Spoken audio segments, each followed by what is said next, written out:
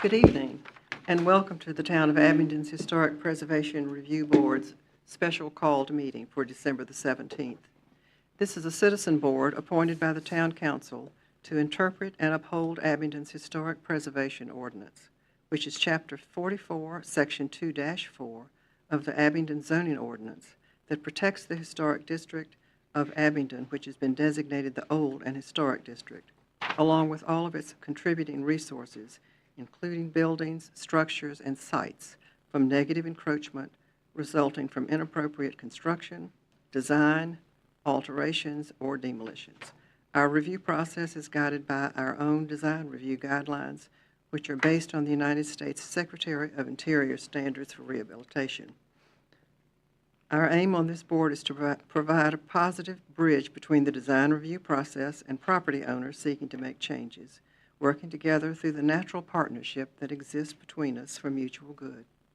The result will be to ensure Abingdon's historic district continues as a valuable asset and one that makes Abingdon a good place to live, work, and to visit. We appreciate your interest, and we encourage public participation in our meeting. Your comments are important to our decision-making process.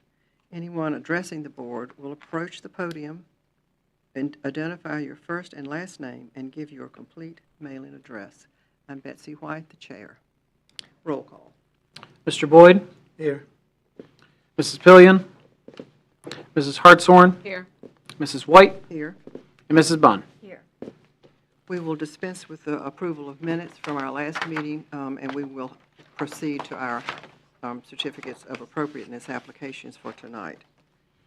The first one is Charles Wesley United Methodist Church. Staff report. So Charles Wesley United Methodist Church, applicant/owner, have requested approval of a certificate of appropriateness to add an additional painted black metal handrail matching the existing to the front porch steps and to repair the existing concrete front porch steps. The property is located at 322 East Main Street, and it is located in Subdistrict 1.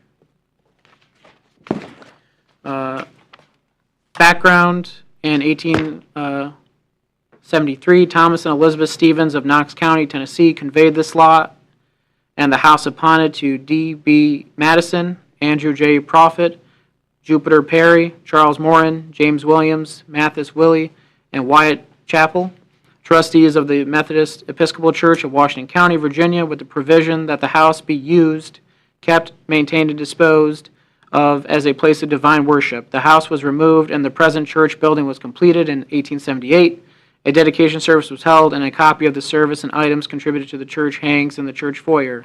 The building was doubled in size by 1891 and today is the Charles Wesley United Methodist Church. The building is a contributing resource in Abingdon's historic district. So the applicant proposes the following OHCOA items: modifying existing north facade primary front porch steps by installing an additional painted black metal handrail to match the existing. So you can see here's where the existing handrail is. They're just adding another one to more meet codes that they have to meet for that. The side, there's various photos. That's on the landing. You can see there's some cracks between the steps. Staff said they can go ahead with that one because that is a waivable action where they're just repairing the concrete steps with concrete. And that's the side entrance if you're going down towards the basement area. And that's just another example of the railing. And then, like I said, the other one was to repair existing, repairing the concrete front porch steps with concrete to match existing. That's a waivable action, so staff just said go with that, but we're just including on one COA kind of request for them in terms of the whole project. But yeah, just kind of adding another metal painted black handrail to meet certain codes that they need to meet for insurance purposes and everything. Okay. And a building permit would be required, which they've already submitted one in. So if you have any question for me, more than happy to answer. If not, the applicant's here to answer any questions you may have. Have the applicant presentation? Anybody here from Charles Wesley? Oh, come join us. You can come up to the podium.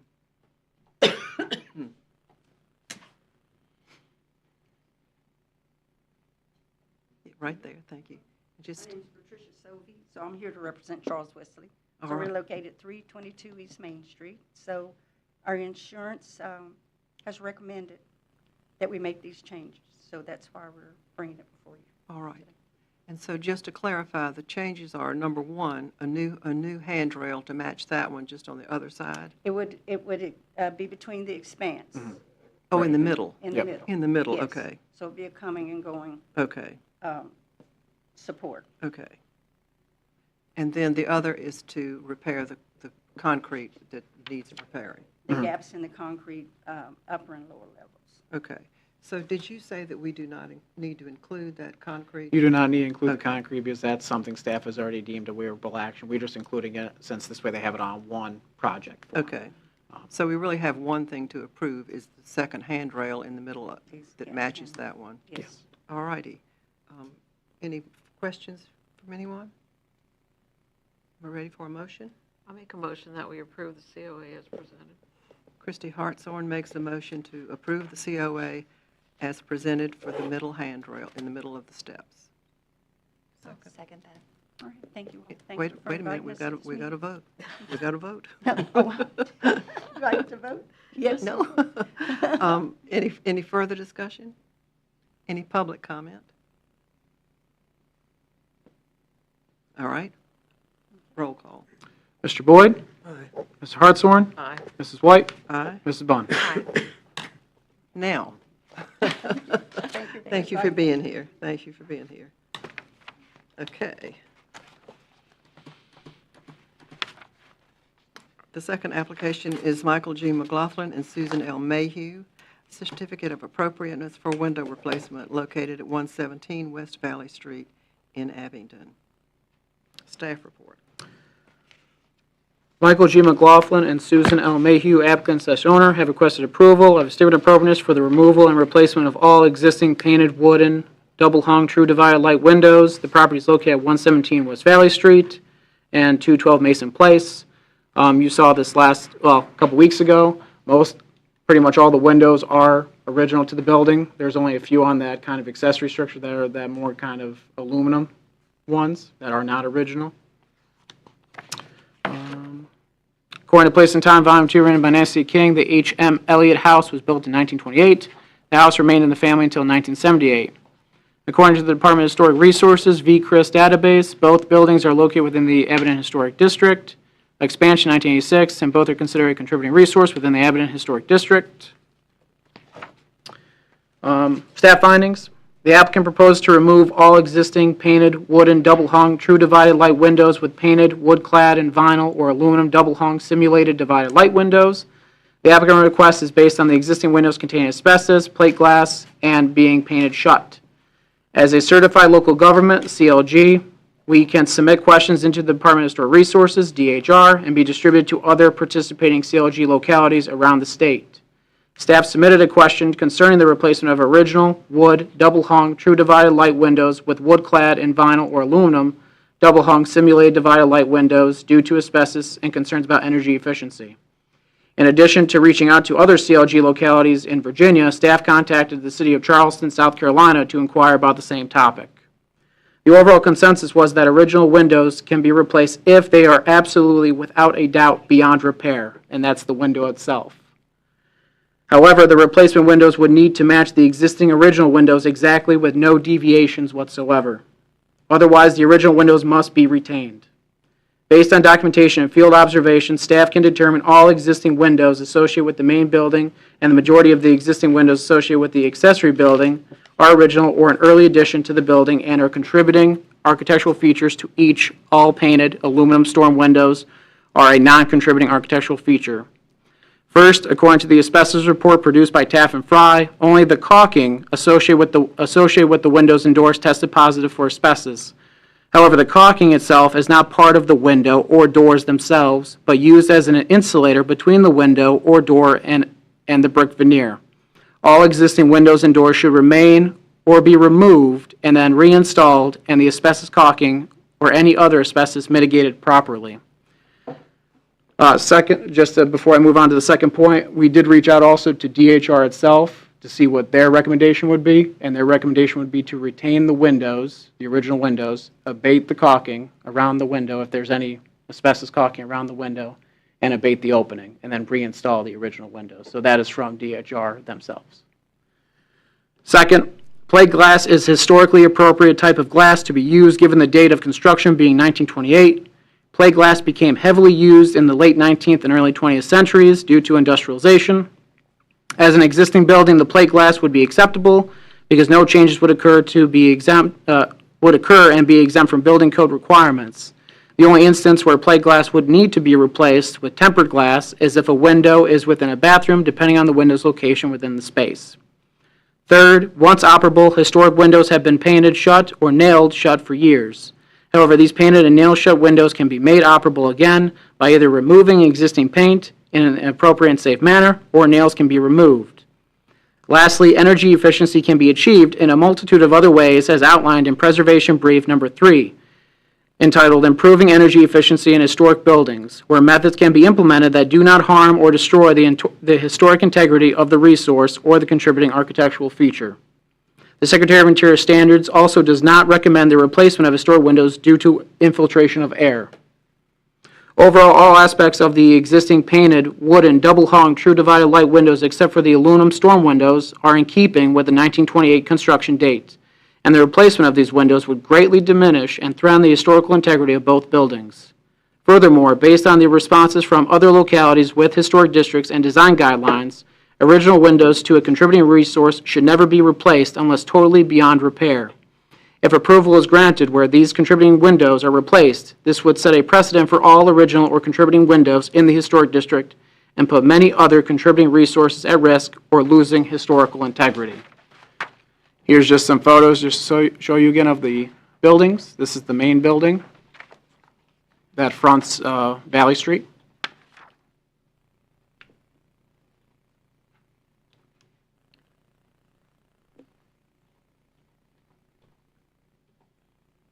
Sorry, I'm clicking too fast, I guess, for this.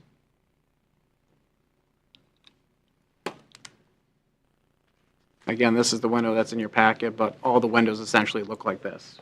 And you can see here, here's the window frame. The asbestos is between the window itself and the wall, so it's not part of the window. This is the accessory building.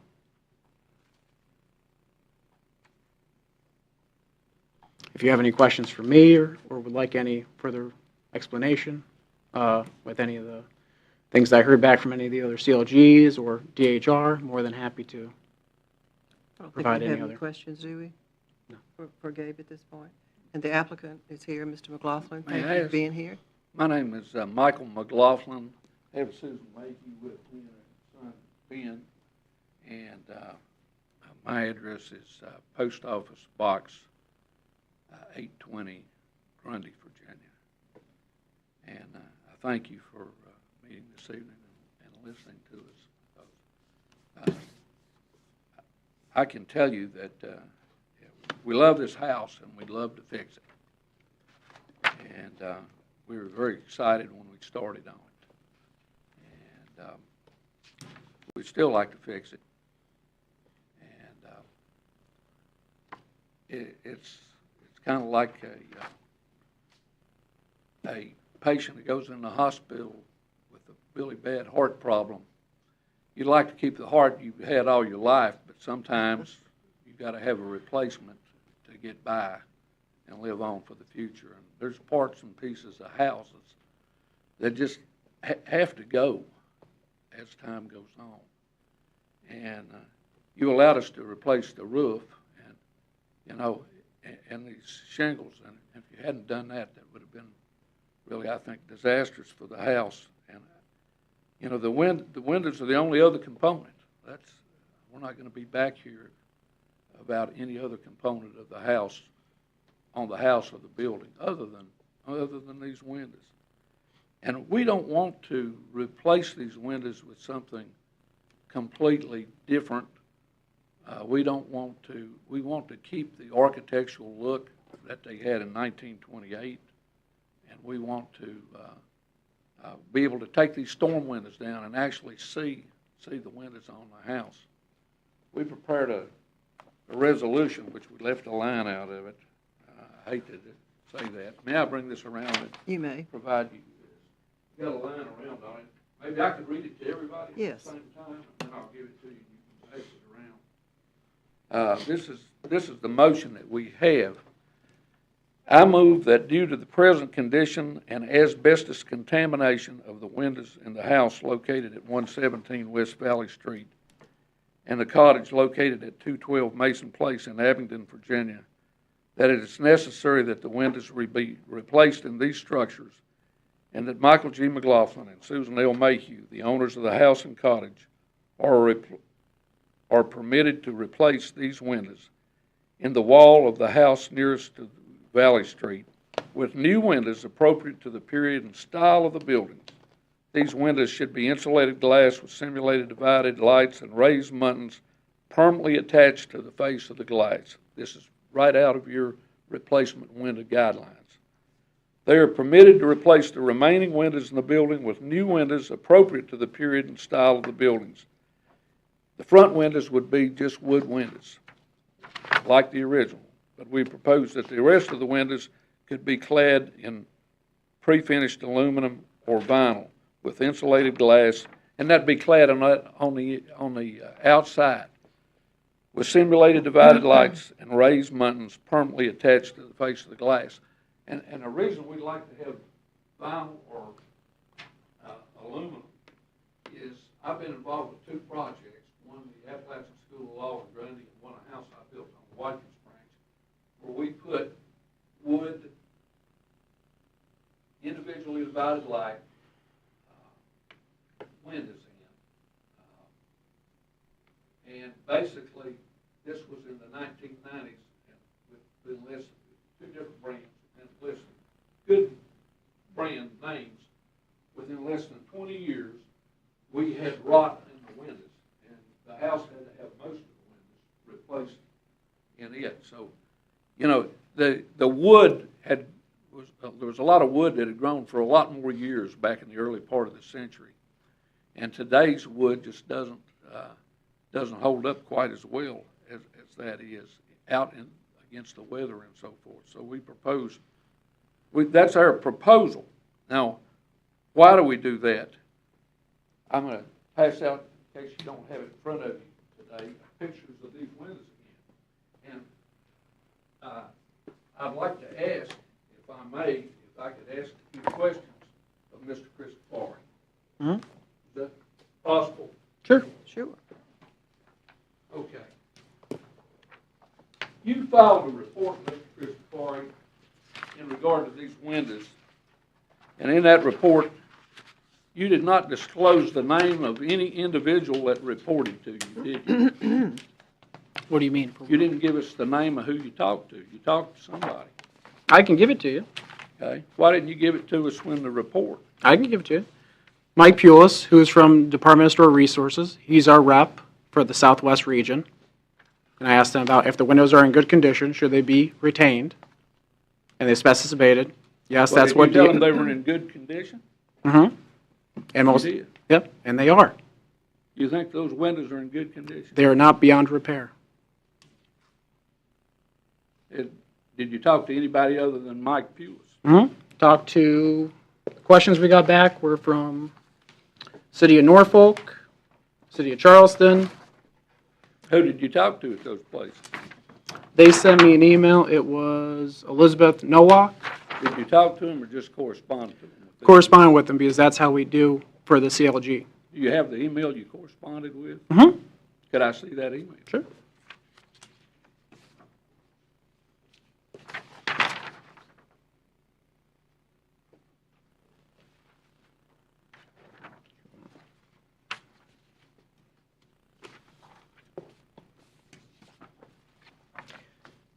Is this the email you wrote? Mm-hmm. Hey, Mike, not sure if you're done with medical leave just yet, but figured I'd send along an email if you were. We have a COA request to replace historic wood double-hung windows, true divided light windows, Mm-hmm. that are in good condition, Mm-hmm.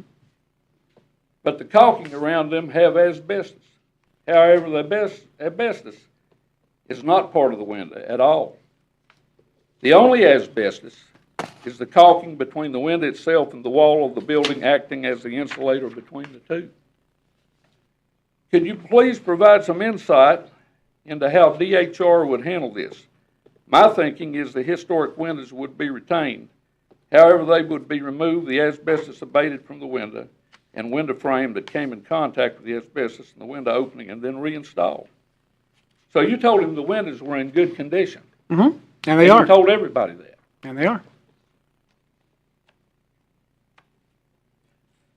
And he says, I got back from medical leave. This is his complete email.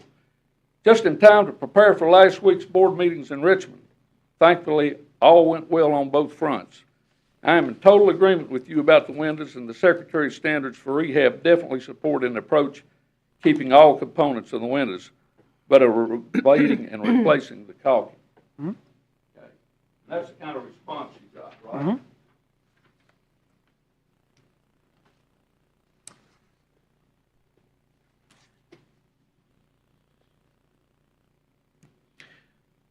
So, you know, they say pictures are worth 1,000 words. Did you show him the pictures that I just handed out? I think I gave you a copy too, I certainly meant to. Did you show these people those pictures, or did you just show them the pictures that you got on the screen here? The pictures that I took because you did not hand me any. Okay. But I assume they were in a file here or something that the other board members, maybe not. Mm-hmm. But I'm not seeing no extensive wood rot on these. Those windows all look good to you in there then. Mm-hmm. They're not beyond repair. Okay.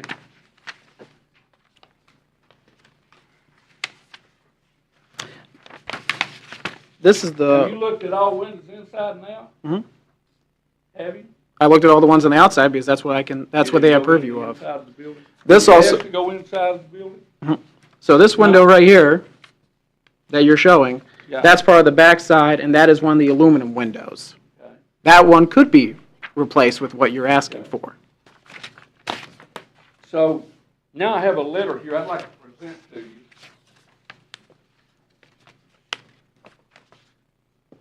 This is from E. Luke Green and Company.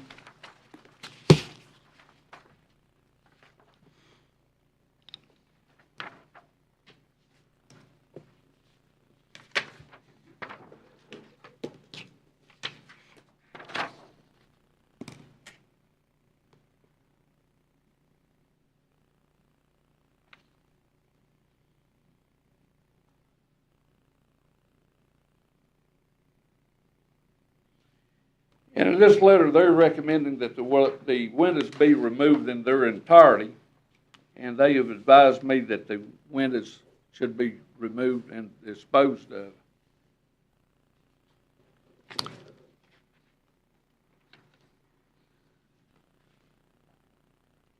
I got this letter and I asked them, well, you know, if you remove them in entirety,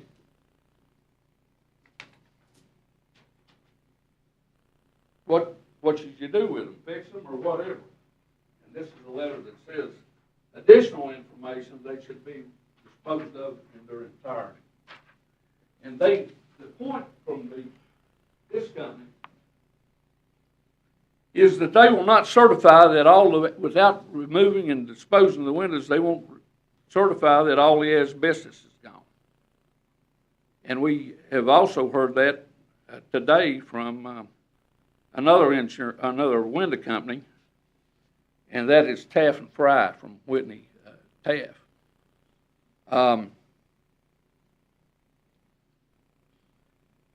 And basically that's because we know that caulk is something that's used to fill in cracks and seal something up with. It's been used on all these windows on the outside. It's been used around the case, as he says. But once you have this stuff being used in that regard, of course, people paint over it, they stain over it, they do whatever. It's the substance they're using in those areas. And unless you examine them more extensively, you just don't find that stuff. And if you sand into it, if you work on it, even if you clean it, you can break these microscopic particles loose and endanger people from getting mesothelioma or lung cancer or some disease like that. Not immediately, but off in the future. We want a safe house. We're not over there spending our money on this place to have a place that's unsafe. Just like the lady that's here today, she wants a safe railing to walk into her church house. And it's obvious that for anything built today, that doesn't meet the code of Virginia on the building code. Certainly putting asbestos in windows or putting it in siding and putting it in shingles doesn't meet the building code today. And this building code, I don't think, and these historic things are like Mr. Christofori says, we just do these things because unless we don't fix them, unless there's no doubt about it. No doubt about it. No doubt. I'm going to pass you all out. And I appreciate the job he does. He's got a hard job. And I'm just like you. I want to see this historic district preserved and protected. And I appreciate the job he does for that. But we've got to be reasonable about this thing and not get into being unreasonable about it. If you're unreasonable about it, you can run everybody's expenses sky high and actually keep people that would love to live here and fix houses away from the area. People that will fix it up right. I'm going to pass out now a preservation brief from the National Park Service, and I want to pass this out and to you all. I want you to look at the substitute materials and applying the standards for rehabilitation. I think I got a copy here for everybody. We can share. We can share. I'm dropping one on the floor. Before we start that, I would like to just clarify these two letters that you've given us from Eluke Green, the company to do the work. They were talking about, the first letter says that with the windows still in place, that they couldn't certify things. And the next And one he says, said- I asked him about it again. I said, what you mean when you say still in place, do you mean take them out and put them back in, or take them out and do away with them? Which one? And he sends me a letter back and says, it's take them out and dispose of them. Well, he says on this letter, removing the windows in their entirety is the usual method ELG uses to keep issues like this from arising. I don't see anything that says Yeah, there's disposing another of. letter I handed you when I That is asked him the second that's question. the second letter. And in it, he says, ELG recommends that the windows with the asbestos caulking in this structure to be removed and disposed of in their entirety at an EPA-approved landfill. I think I gave you that before, maybe. I thought I did anyway. So this guideline that I've given you here, if you look on page 2 of that, I'd like to read just a little piece of that in the record. The standards for rehabilitation are focused on preserving the important and distinctive character defining features of a historic property. And this is the important part. And they're to be applied in a reasonable manner, taking into account economic and technical feasibility.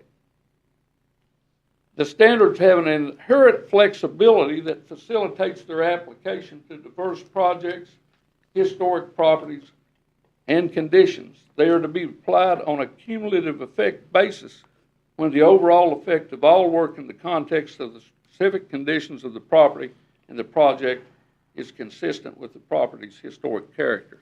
So reasonableness, they're to be applied in a reasonable manner, not just about we have to come here and show that there's just absolutely no doubt about it. People are convicted in criminal court on proof beyond a reasonable doubt. Most of the law is proof by a preponderance of the evidence.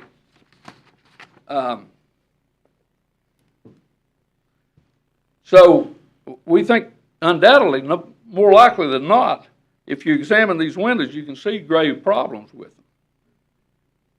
And asbestos is there. There's rot in some of them. There's just various problems. Paint all over them. And they're fragile, and they're brittle, and they're hard to deal with. So we submit to you that we're not asking for anything unreasonable here, and that we're not trying to change the architectural look or character of the historic district in any way, shape, or form. But we want this place to be safe. And as I understand it, nobody has come before you before but us that's really brought the asbestos issue to you. Is that correct, or am I incorrect in that? I don't know about that. In my time frame, it hasn't happened. I don't remember it happening. I don't But remember usually us it's having asbestos. Usually it's encapsulated. Yeah. Usually Yeah. it is, the method is to encapsulate. Yeah, of course, as weather works on things and so forth, it becomes friable. It's more likely to be in the air. It's particularly dangerous around kids if, you clean around them or something scuffs something or something like that. That's why it's become illegal in most places to use in the United States now. So I don't know what else to say, but I invite you to come over and look at the windows inside and out and get a closer look at them if you'd like to support what I'm telling you. I hope the pictures that I've shown you have shown you that these windows are not in good shape. I know that's Mr. Cristofori's opinion, but you can look at those pictures and see that they're not in good shape. They're anything but in good shape. We have looked at these pictures, and we have also all driven by, and from the outside, they don't look like any windows that we've ever seen that are beyond repair. This letter that you just showed me that has two separate things in it that don't really coordinate with each other. I'd like for you to explain that, because it does say here that the windows with asbestos caulking in this structure to be removed and disposed of in their entirety at an approved landfill. Yeah. But then it goes on to imply that but that sort of has something to do with if the windows are kept there and tried to remove it there, but yet they say removing the windows in their entirety is their usual method of dealing with this. Yeah. And if you were going That is their method of dealing with windows that have asbestos in them. Yes. And that's also Taft and Fry's method of dealing with those Right. things. And so if you are planning to remove the windows anyway, the alternative could be for you to just have the asbestos abated while they're removed, I imagine. I mean, that's just a question that I'm asking just to clarify that. Well, if you went about it that way, you could try to break these different component parts down, which are, they're very weak parts. There is a brittleness about most of these things, and it is plate glass, and we discussed that before, how easily Right. plate glass breaks up. It's very difficult to take them all apart, and try to sand them down when you could have other asbestos that's down in the sash frames. So it takes like an extraordinary effort, and you'd need somebody that was, unless you have somebody that doesn't care about their health, you'd need some asbestos trained person to be able to do that also. Right. Well, I mean, that's what these And companies, it would be an enormous expense, and then I don't know what you would have once you got done. There's got to be some test of reasonableness about what you do on these things. They're not. I looked at a house in Bristol the other day, an old house, and its windows looked really good that were like this, not like these windows do. did they have asbestos in them? Is that what you're saying? Not that I know of. They didn't have Oh. asbestos in them, and they looked good. Okay. They looked like the house that I grew up in. Okay. But these windows have not been maintained the best in the world over time. All right. Well, let's hold on for a minute. Thank you. And do we have any public comment? Excuse me. I have something. All right. Would you like to? I did want to say that at the last meeting, either you or Susan mentioned that that the cost of taking them out and replacing them was not, there wasn't a difference in the cost, is what you told us last time. Well, it's an expensive task to take them out and replace them. But you're going But- to take them out anyway to fix them. I mean, you're not going to fix them on site. And there's several people in this room that have historic homes where we've had to take Yeah. the windows, send them away, have them fixed, and But- return But and you didn't have replace. asbestos in them when you did You that. don't, well, did you? I'm not speaking for everybody, but I'm saying that the courthouse windows, if you saw pictures of those, you would have never thought they could have been fixed. They're beautiful. A lot of houses in here, I mean, we're very, very strict about our window regulations. And I think that from what I see, these windows do look like they're in fixable condition. And I don't know if anyone else wants to weigh in on that, but they don't look beyond repair to me. Okay. I think Ms. Bunn would like to say. I mean, we had to remove all of our windows again, and our windows are 153 years old. We had to have them reglazed. We had to have them completely taken apart. I'm sure that they had been caulked over the years, and they could have had asbestos caulking. I don't know. But I'd say a lot of our historic homes might have had that only because of the time frame of when asbestos was used. Typically, when you buy in the historic district, you kind of know it's going to be an expense because you can't,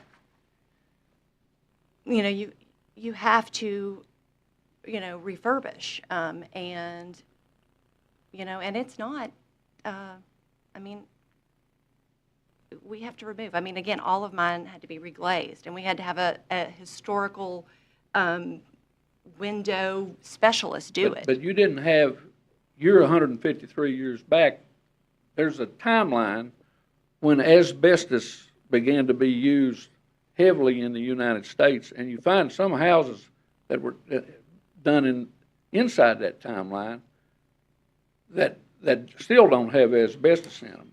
We redid 2 buildings at the pharmacy school that were built like in the 30s that didn't have any asbestos in them. But when you get back beyond the 1920s, you don't see much asbestos in the United States back before that No, but time. this is the caulk You that I'm probably referring know, to. don't you, Mr. Cristofori, when asbestos really started up? It depends, years change, but also lead was happening 150 Yeah. years ago. But also, I mean, this is the caulk that we're talking about, not necessarily the windows. And so, I mean, who knows if my house had been caulked with asbestos caulking? I mean, any of our homes, Yeah, our your historic house homes should could have have been happened. tested. Over the years, Yeah. over the And years. you But might be sued in the future by somebody that worked on that project that develops mesothelioma, and your insurance company will not cover that. And I've got a copy of our insurance report here for you, where they say specifically they do not cover asbestos.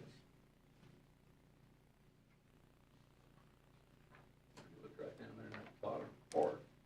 So a lot of times people get workmen to do things and don't really realize the potential liabilities that they're getting into with the project that they're on.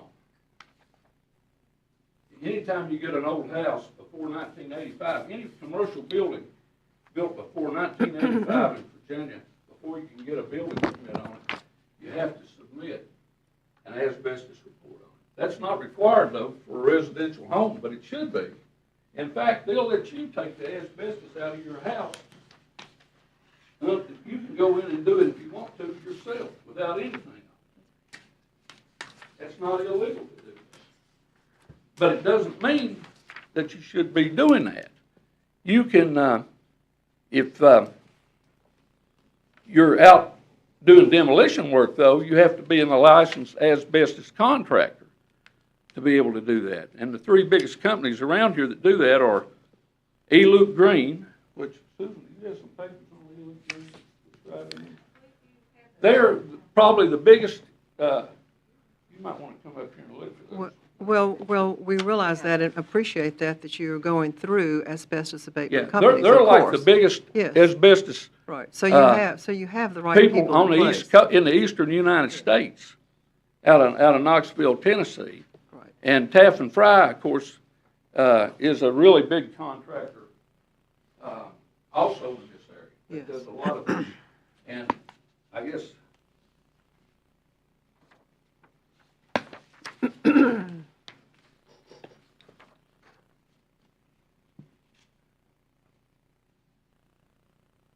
Well, thank you for this, and I think we very much appreciate your position, and as, you know, as we've reiterated, it is a very hard, difficult thing for us. Could I add one more thing? Yes?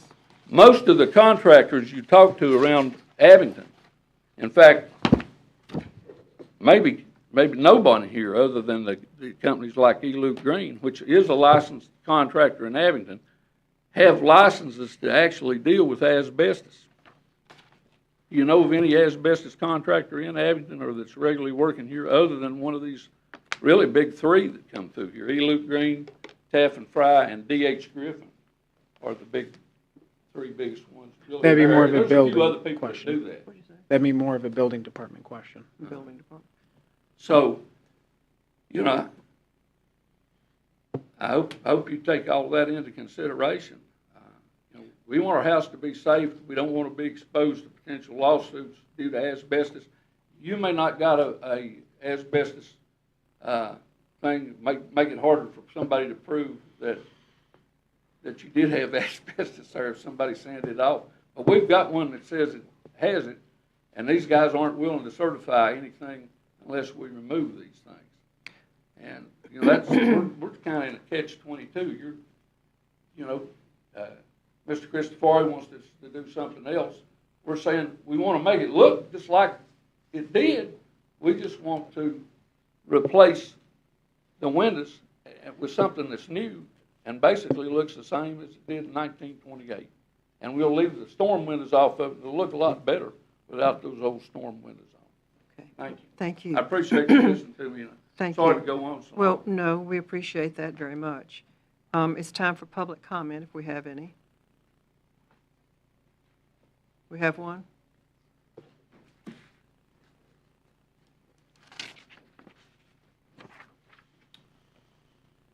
Byram Geisler, 228 East Main Street here in Abingdon. So I was just going to mention that since the meeting 2 weeks ago, just have been put a lot of thought into this issue, and I think everyone on this board that has restored a historic house, or more than one, and maybe many of the people that are maybe watching online can certainly sympathize with Mr. McLaughlin, when you take on an historic structure, it ends up being, certainly in my case, a lot more than I anticipated it would be. It took a lot more time. There was a lot more difficulty involved in restoring it. And that's because when it's in the historic district, you know, the whole emphasis is on historic preservation. The name of this board is the Historic Preservation Review Board. It's all about preservation, preserving the historic features of the building. And that is expensive and takes time and is difficult. And but that's the thing that makes the Abingdon Historic District what it is. That's the thing that makes it interesting. That's the thing that makes people want to come here and look at it and enjoy it and experience it, and keeps property values high and provides all the attributes that that we all like about the historic district and the notoriety that it brings to the town. And I was just thinking that, you know, you're at the difficult point of this project right now that everyone's faced, but there's going to be a day when you're going to be finished with this project, and you know, you're going to stand back and it's going to be a beautiful building, a beautiful example of 1928 architecture. It's very distinct. It's very unusual. It's definitely a main contributing structure in the town. And you know, you hear that language all the time in presentations before this board, which is contributing or non-contributing. And you know, basically what that means, I'm sure we all know, is that does a structure contribute to the historic district or not? And what happens when you have a structure that the original features are removed and replaced, then it goes from being a contributing structure to a non-contributing structure. And you see when people have non-contributing structures, this board doesn't get very engaged because it's too late. It doesn't matter. It's already been so degraded by having the original features removed and replaced that it's no longer important to the historic district, so it doesn't matter what happens. And I would just ask you to consider that. You don't want to be in that position. You don't want to, after you've invested all this time and effort and money into this structure than end up with what is a non-contributing structure. And I don't think the board ever allows vinyl windows as replacement windows, even when that's allowed. The historic preservation brief that you cited, the very first opening sentence is, the Secretary of Interior Standards of Rehabilitation generally require that deteriorated distinctive architectural features of historic property be repaired rather than replaced. So the whole premise is that features must be repaired if they can be repaired, and if they can't be repaired, then that's where all these different factors come in about the reasonableness of what you have to do in terms of replacing them. But the first decision is, can these windows be repaired? And if they can be repaired, then they're required to be repaired. It's only if it's impossible or beyond the ability to repair them that you get into, what is a reasonable replacement. So anyway, I think those were just important factors to think about. I know it's very frustrating. I know it's difficult. I know it's expensive. But there is going to be a day when you're going to be finished with the structure, and you definitely want it to be a contributing structure and not a non-contributing structure. May I ask the question? Sure. You don't believe that there's a test for reasonableness on whether it's necessary or not? It's reasonable. A reasonable man would agree that it's necessary to repair. A reasonable man wouldn't agree to that that's a reasonable thing also. I don't think the preliminary decision of whether you can whether a historic feature has to be repaired or replaced is a reasonable determination. The issue is this feature such that it can be repaired? If it can't be repaired, Doesn't that use reason within that? well, for example, your roof is made out of asbestos, so you can't repair that because you can't. It's made out of asbestos. It has to be removed. It's faulty. You can't just go up there and fix it. So you're not going to replace it with asbestos tile.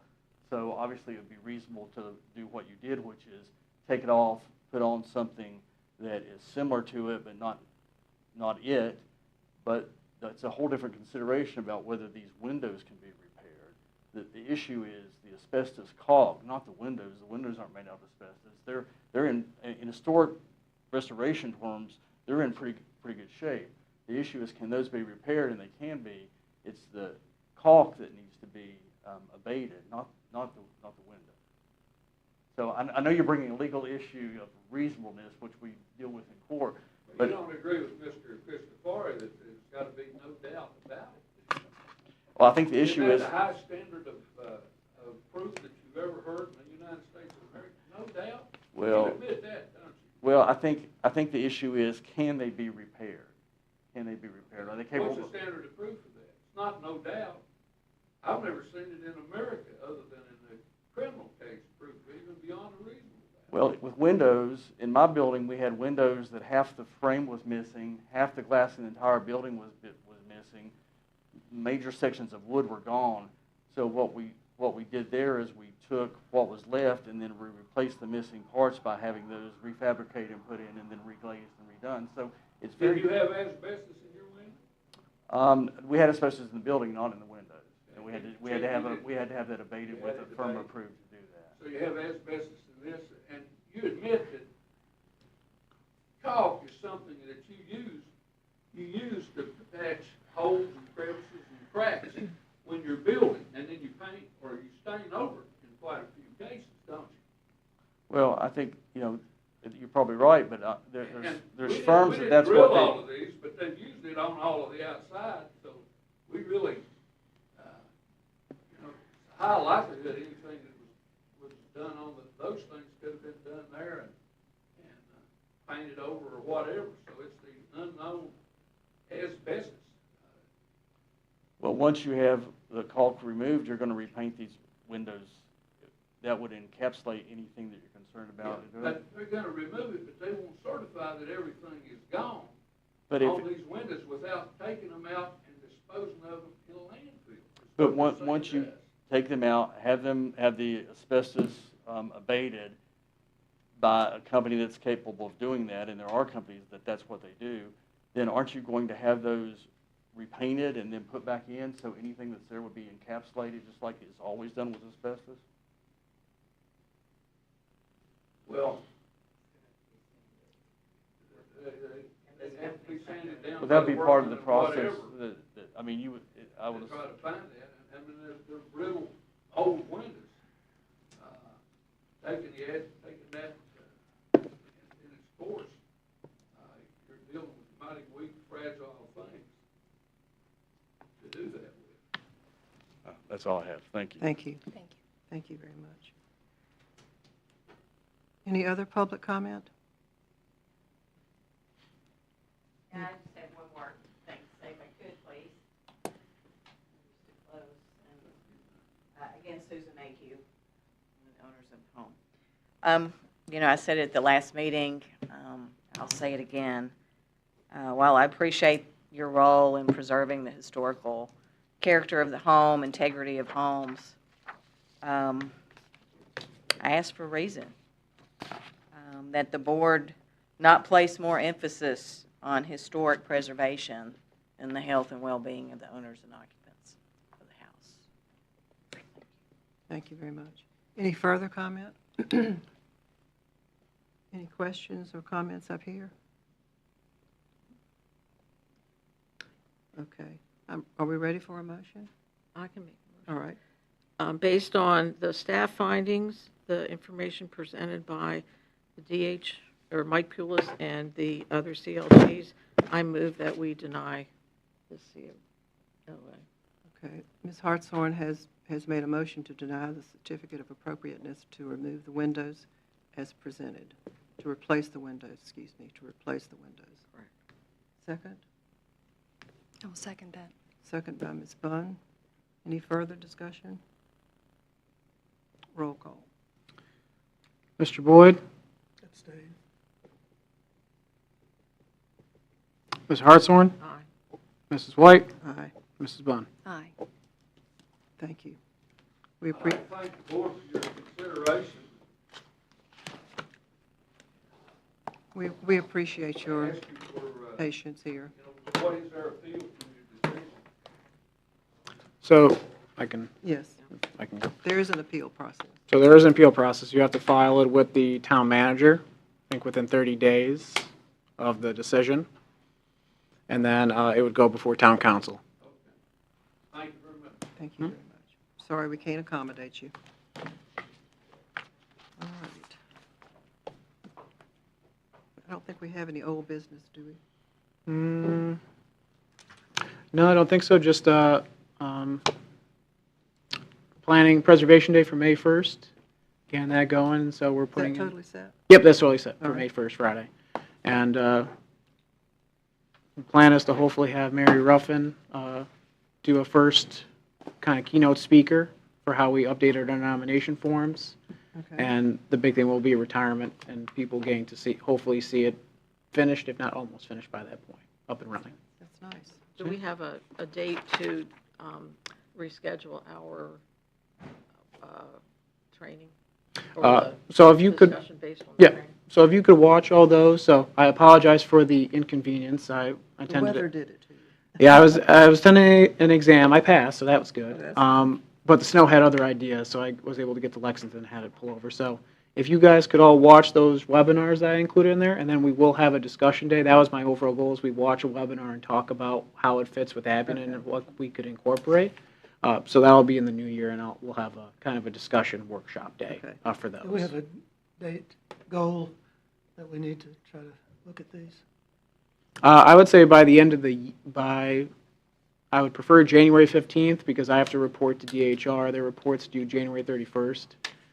So once you watch those, and they're about an hour and a half each, but really if you narrow it down, they're only really an hour, because there's questions if you want to listen to the actual questions of it, of like what other localities asked, you can do that as well. You can actually, I watched it on 1.25, and it goes a little faster and you don't miss anything. Yeah. So if you want to speed them up a little, How many are there? there's 5. 5, yeah. And I try to pick the ones from the NAPC that are more related to what There's a you guys really would be good involved in. guideline. So this way they are relevant to what we would be doing. Okay. Okay. Do I have a motion to adjourn? I move that we adjourn. Motion to adjourn by Mr. Hartshorn, Second. second by Ms. Bunn. Roll call. Mr. Boyd? Mrs. Hartshorn? Aye. Mrs. White? Aye. Mrs. Bond? Aye.